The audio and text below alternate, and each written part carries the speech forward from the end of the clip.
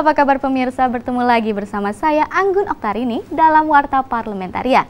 Dan kami sudah menyediakan beragam informasi seputar kinerja dan kegiatan anggota DPR RI.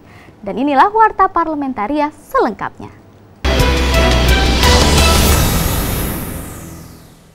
Terkait dengan rencana impor beras yang akan dilakukan oleh pemerintah, pimpinan DPR RI dengan tegas menolak rencana impor tersebut. DPR menilai kebijakan impor akan merugikan petani lokal dan semakin membuat petani tidak sejahtera. Seharusnya pemerintah melakukan pendataan kebutuhan beras dengan tepat, sehingga kebijakan yang dikeluarkan tidak merugikan masyarakat, khususnya petani. Terkait dengan rencana impor beras yang akan dilakukan oleh pemerintah, pimpinan DPR dengan tegas menolak rencana impor tersebut. DPR menilai kebijakan impor akan merugikan petani lokal dan semakin membuat petani tidak sejahtera. Seharusnya pemerintah melakukan pendataan kebutuhan beras dengan tepat, sehingga kebijakan yang dikeluarkan tidak merugikan masyarakat, khususnya petani. Wakil Ketua DPR Bidang Korinbang Agus Hermanto mengatakan, kegiatan impor dapat dilakukan jika ketersediaan bahan pokok lokal berkurang. Namun saat ini rencana impor beras menurut Agus Hermanto tidak sesuai dengan kebutuhan pangan nasional karena para petani akan memasuki masa panen. Terlalu mudah impor beras, kurang beras dikit ataupun harga beras naik dikit impor. Kita harus betul-betul untuk impor itu harus kita lihat bagaimana stok. Bagaimana juga hal yang akan kita dapat. Misalnya kita mau impor, sebentar lagi petani mau panen.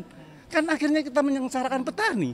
Sementara itu, Wakil Ketua DPR RI Bidang Korpolkam Fadlizon mengatakan pemerintah harus memperbaiki data produksi dan konsumsi beras yang dibutuhkan oleh masyarakat. Fadli menilai saat ini data yang beredar masih bersifat spekulatif dan belum adanya koordinasi yang baik antar kementerian. Jadi kalau misalnya di data di Kementerian Pertanian surplus 300.000 ton beras, dicek benar surplus apa tidak surplus.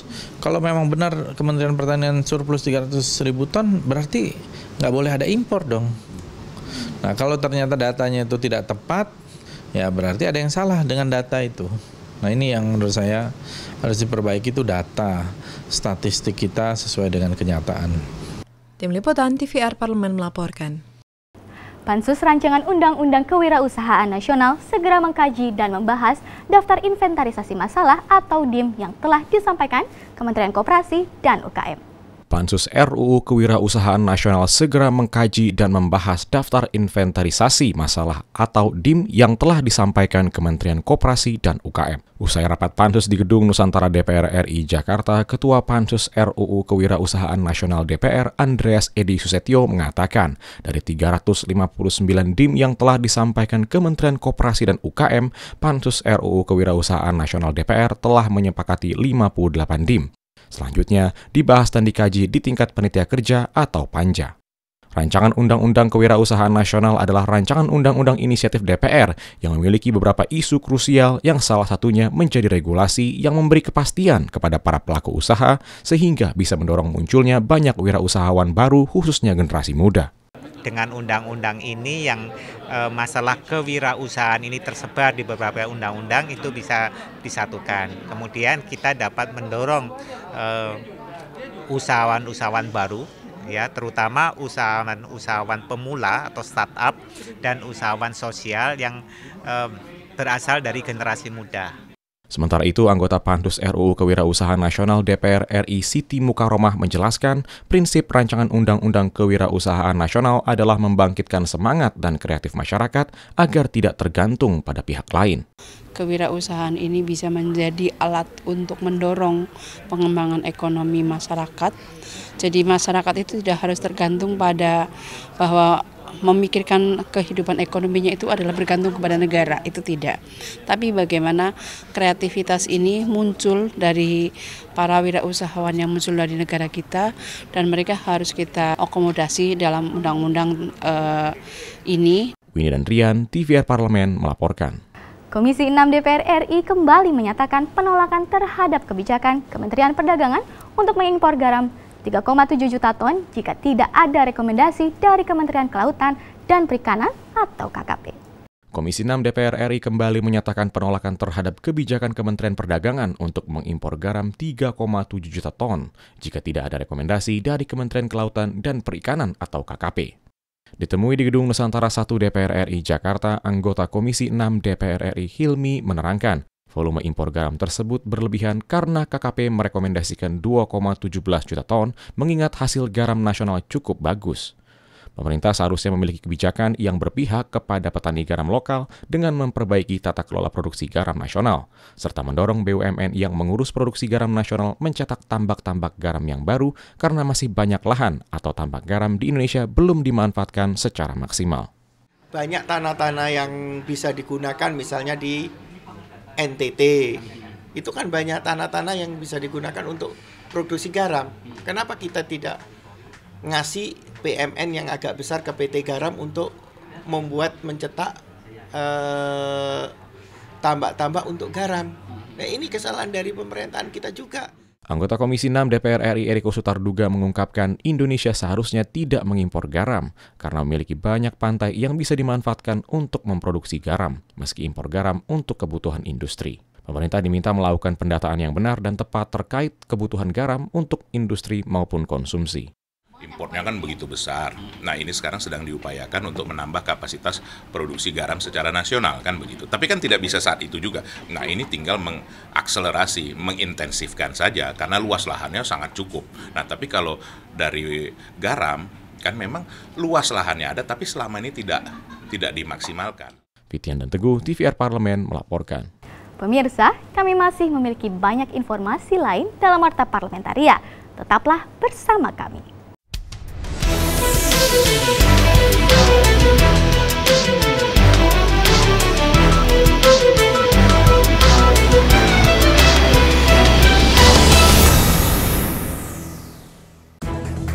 Aksi teror melintasi batas-batas negara mengancam keselamatan bangsa. Negara harus segera menetapkan penanganan batas tindak pidana terorisme tanpa mengesampingkan demokrasi dan hak asasi manusia.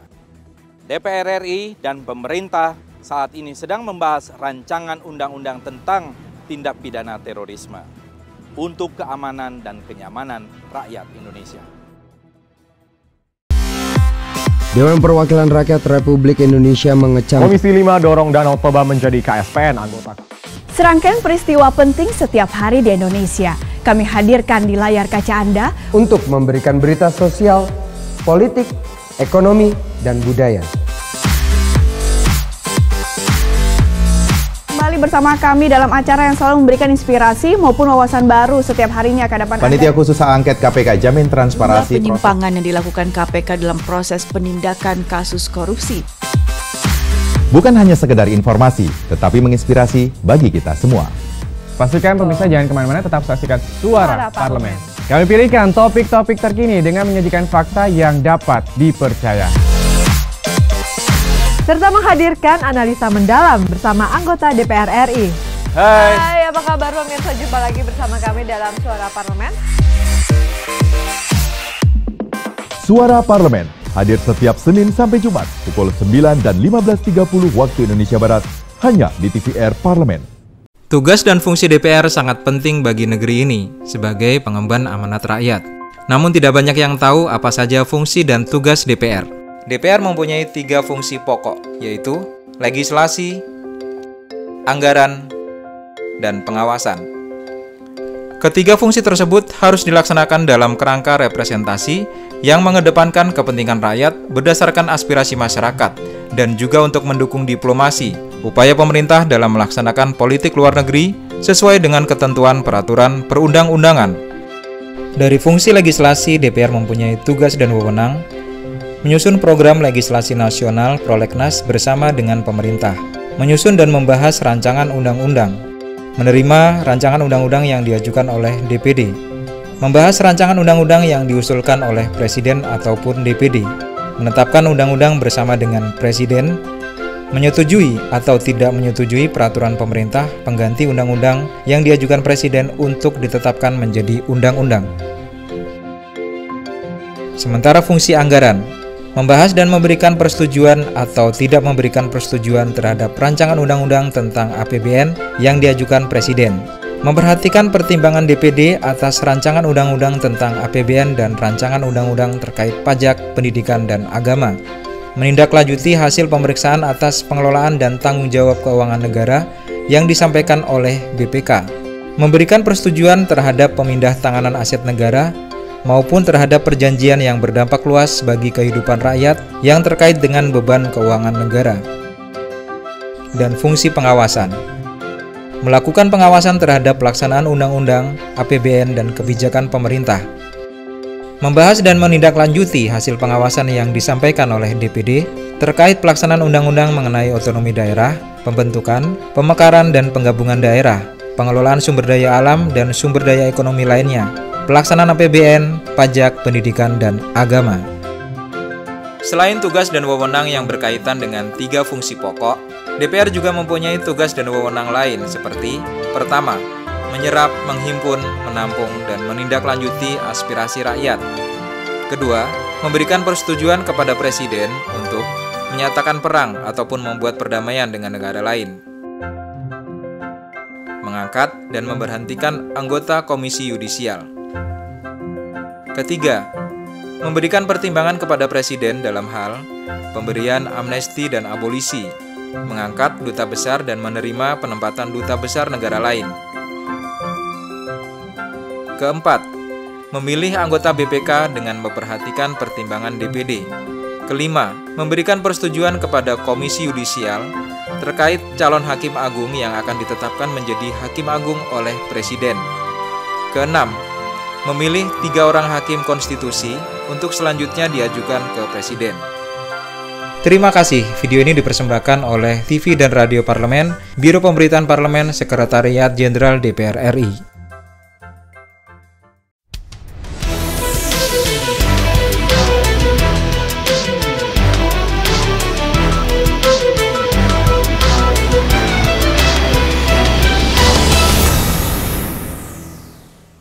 Komisi 9 DPR RI merasa prihatin atas kejadian luar biasa gizi buruk dan campak yang menimpa puluhan anak di Asmat, Provinsi Papua.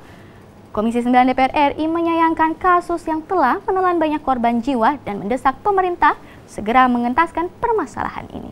Komisi 9 DPR merasa prihatin atas kejadian luar biasa gizi buruk dan campak yang menimpa puluhan anak di Asmat, Provinsi Papua. Komisi 9 menyayangkan kasus yang telah menelan banyak korban jiwa dan mendesak pemerintah segera mengentaskan permasalahan ini. Dalam rangkaian kunjungan kerja spesifik Komisi 9 DPR ke Provinsi Papua baru-baru ini, Wakil Ketua Komisi 9 DPR Syamsul Bahri mengatakan, DPR telah memanggil dan melakukan koordinasi bersama dengan Kementerian Kesehatan untuk segera menangani persoalan ini dengan serius. Begini, kami sudah memanggil Kementerian Kesehatan bahwa itu sudah ditangani secara serius. Kementerian Kesehatan mengirim tim lengkap ke Asmat untuk segera menyelesaikan masalah itu. Obat-obatan juga dikirim ke sana, logistik dikirim ke sana.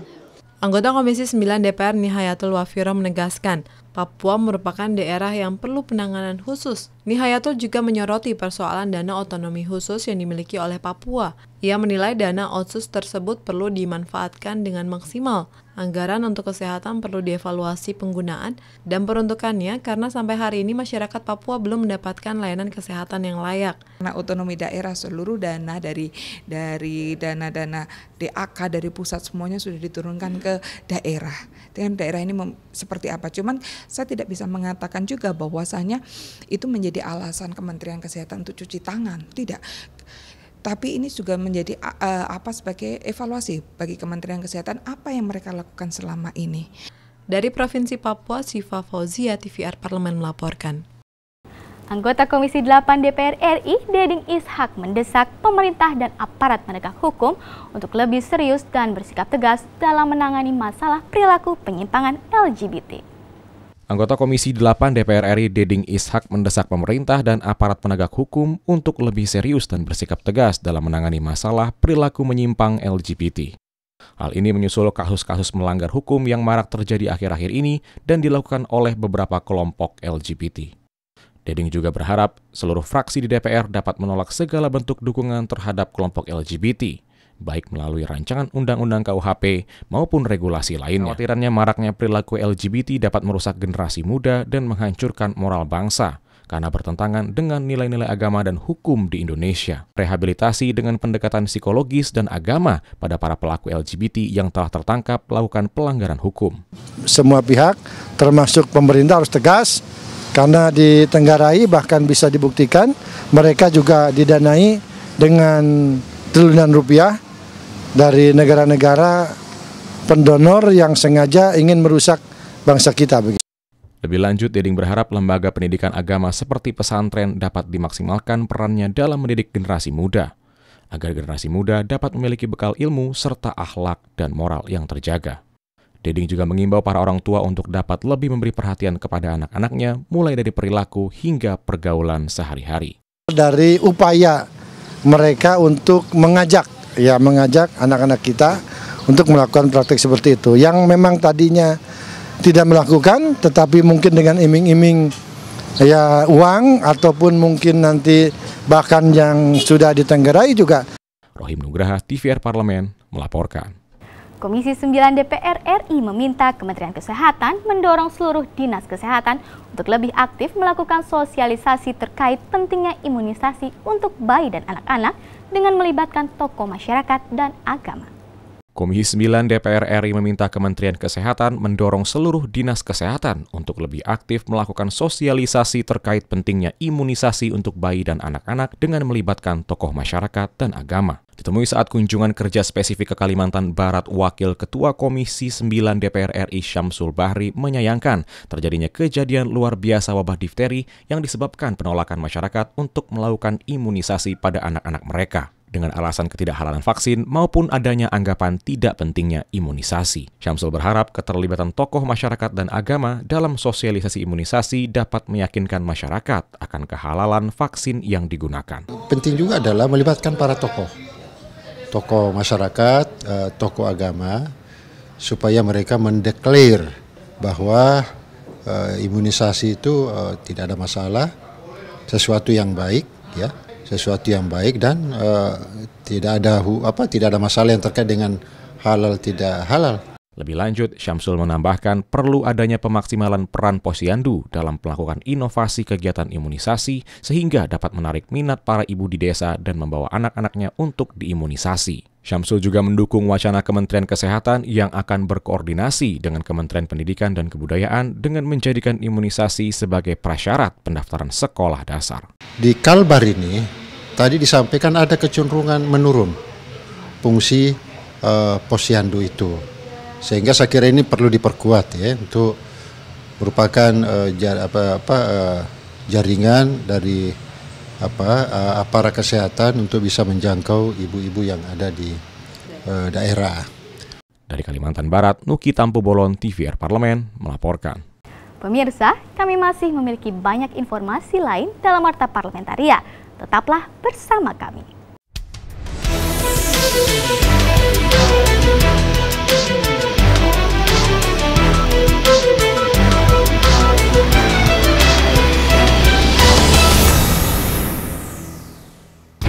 Dampak alkohol bagi kehidupan kita, bagi tubuh kita, dan juga bagi kehidupan sosial juga tidak baik.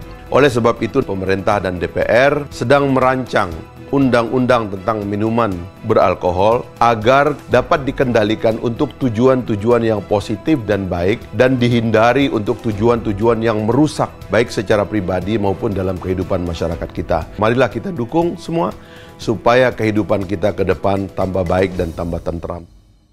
Tugas dan fungsi DPR sangat penting bagi negeri ini sebagai pengemban amanat rakyat. Namun tidak banyak yang tahu apa saja fungsi dan tugas DPR. DPR mempunyai 3 fungsi pokok, yaitu legislasi, anggaran, dan pengawasan. Ketiga fungsi tersebut harus dilaksanakan dalam kerangka representasi yang mengedepankan kepentingan rakyat berdasarkan aspirasi masyarakat dan juga untuk mendukung diplomasi, upaya pemerintah dalam melaksanakan politik luar negeri sesuai dengan ketentuan peraturan perundang-undangan.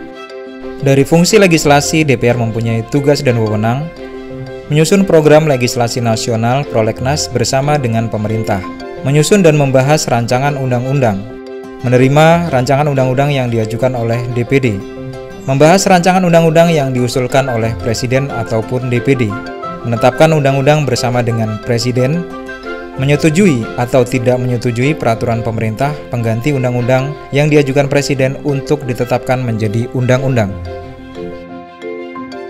Sementara fungsi anggaran, membahas dan memberikan persetujuan atau tidak memberikan persetujuan terhadap rancangan undang-undang tentang APBN yang diajukan Presiden, memperhatikan pertimbangan DPD atas rancangan undang-undang tentang APBN dan rancangan undang-undang terkait pajak, pendidikan, dan agama, menindaklanjuti hasil pemeriksaan atas pengelolaan dan tanggung jawab keuangan negara yang disampaikan oleh BPK, memberikan persetujuan terhadap pemindah tanganan aset negara maupun terhadap perjanjian yang berdampak luas bagi kehidupan rakyat yang terkait dengan beban keuangan negara.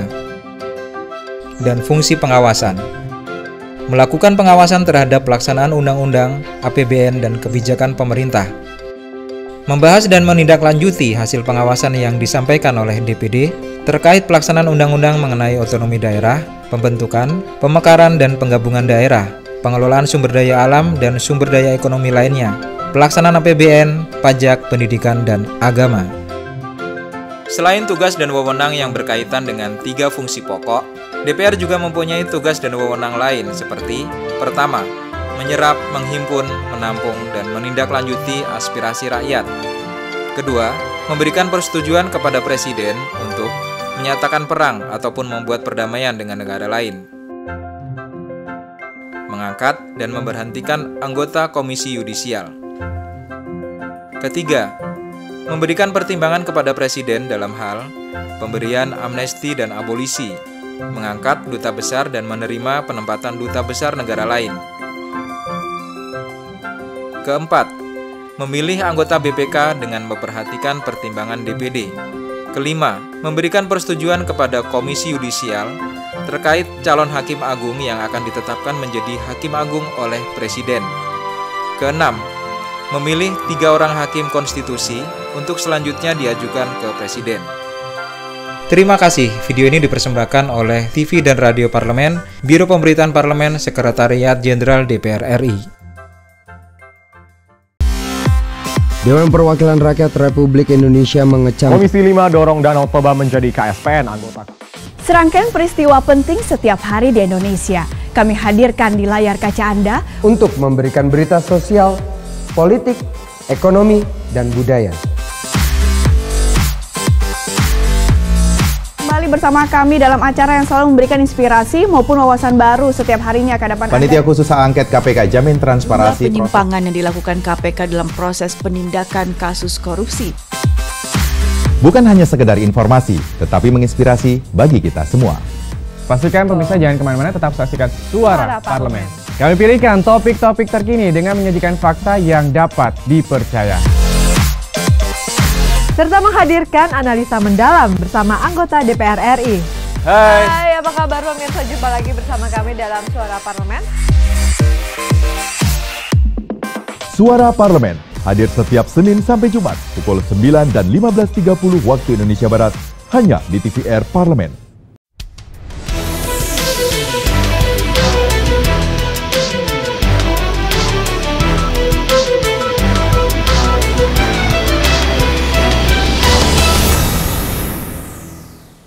Komisi 9 DPR RI meminta Kementerian Kesehatan mensosialisasikan program Gerakan Masyarakat Hidup Sehat atau GERMAS secara masif untuk memperkenalkan gaya hidup sehat kepada masyarakat luas. Komisi 9 DPR meminta Kementerian Kesehatan mensosialisasikan program Gerakan Masyarakat Hidup Sehat atau GERMAS secara masif untuk memperkenalkan gaya hidup sehat kepada masyarakat luas. Anggota Komisi 9 DPR Putih Sari mengapresiasi capaian kinerja Kementerian Kesehatan yang telah berhasil melakukan berbagai tindakan pencegahan terjadinya gangguan kesehatan di masyarakat.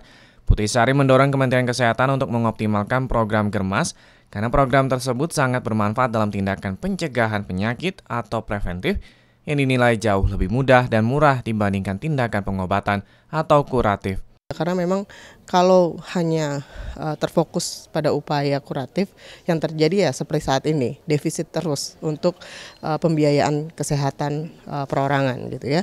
Sehingga memang kita dorong upaya promotif preventif termasuk melalui program itu tadi Gerakan Masyarakat Hidup Bersih itu gitu. Anggota Komisi 9 DPR Imam Suroso menilai program GERMAS sebagai program inisiatif Kementerian Kesehatan sangat baik untuk kesehatan masyarakat, khususnya dalam mencegah terjangkitnya penyakit di masyarakat.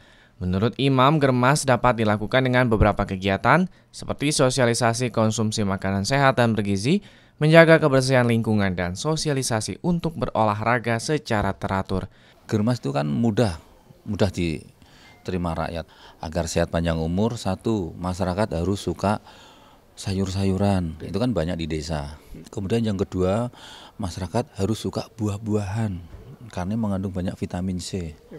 Yang ketiga terakhir, rutin setiap hari olahraga. Oki Zulindra dan Rifki TVR Parlemen melaporkan. Rendahnya minat baca di Indonesia mendapat sorotan Komisi 10 DPR RI. Komisi 10 DPR RI mendorong pemerintah untuk menggalakkan implementasi peningkatan minat baca melalui program pojok baca di setiap fasilitas umum dengan jenis buku yang disesuaikan dengan lingkungannya. Rendahnya minat baca di Indonesia mendapat sorotan Komisi 10 DPR RI. Komisi 10 DPR mendorong pemerintah untuk menggalakkan implementasi peningkatan minat baca melalui program pojok baca di setiap fasilitas umum dengan jenis buku yang disesuaikan dengan lingkungannya.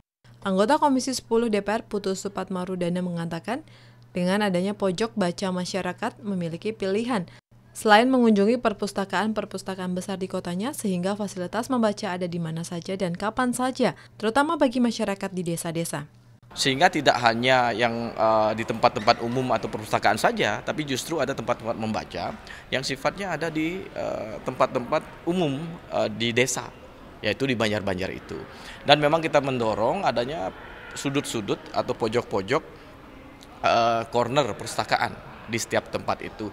Anggota Komisi 10 DPR Mayesti Wijayanti menilai rendahnya minat baca diakibatkan pemerintah belum terfokus pada sasaran dan metode yang tepat untuk menggalakkan program Gemar Membaca.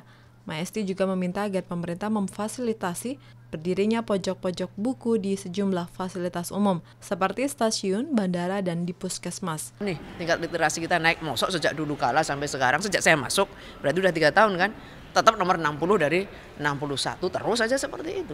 Ketersediaan buku yang masih sama seperti itu. Minat baca yang terus masih rendah, sementara gerakan Gemar Membaca sudah kita lakukan di berbagai daerah. Nah, ini harus dievaluasi. Ketika gerakan Gemar Membaca, hampir seluruh kabupaten di Indonesia sudah pernah dilakukan.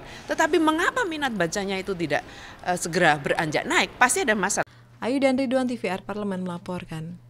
Komisi 10 DPR RI meminta Badan Ekonomi Kreatif meningkatkan jumlah pelaku ekonomi kreatif dan kontribusi terhadap pertumbuhan ekonomi nasional. Selain itu, Bekraf juga diminta meningkatkan investasi bisnis digital. Komisi 10 DPR meminta Badan Ekonomi Kreatif meningkatkan jumlah pelaku ekonomi kreatif dan kontribusi terhadap pertumbuhan ekonomi nasional. Selain itu, Bekraf juga diminta meningkatkan investasi bisnis digital.